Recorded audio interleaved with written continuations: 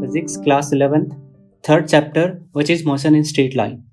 So starting from first one, that is 3.1.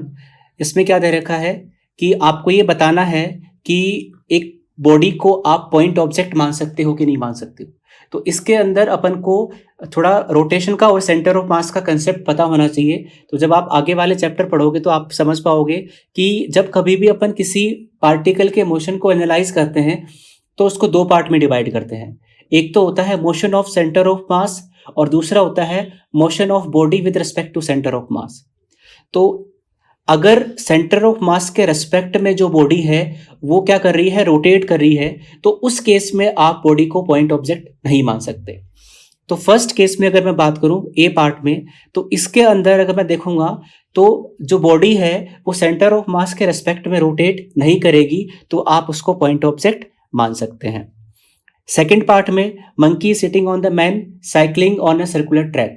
तो इसमें भी जो है वो जो बॉडी है वो सेंटर ऑफ मास के रेस्पेक्ट में कोई रोटेशनल मोशन नहीं कर रही, तो इसको भी आप पॉइंट ऑब्जेक्ट मान सकते हैं. सी पार्ट में क्या दे रखा है, a spinning cricket ball that turn sharply on hitting the ground. तो इस केस में क्या होगा, सेंटर ऑफ मास मूव करेगा और सेंटर ऑफ मास के रेस्पेक्ट में जो बॉडी है वो क्या करेगी, रोटेट करेगी. तो सेंटर ऑफ मास के रेस्पेक्ट में रोटेशन हो रहा है तो आप इसको पॉइंट ऑब्जेक्ट नहीं मान सकते. तो this can not be considered as a point object.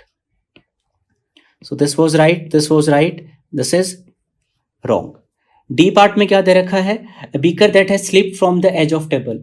तो जब कोई बीकर टेबल की एज से स्लिप करेगा तो क्या होगा, उसके अंदर उसका रोटेशनल इफेक्ट आएगा.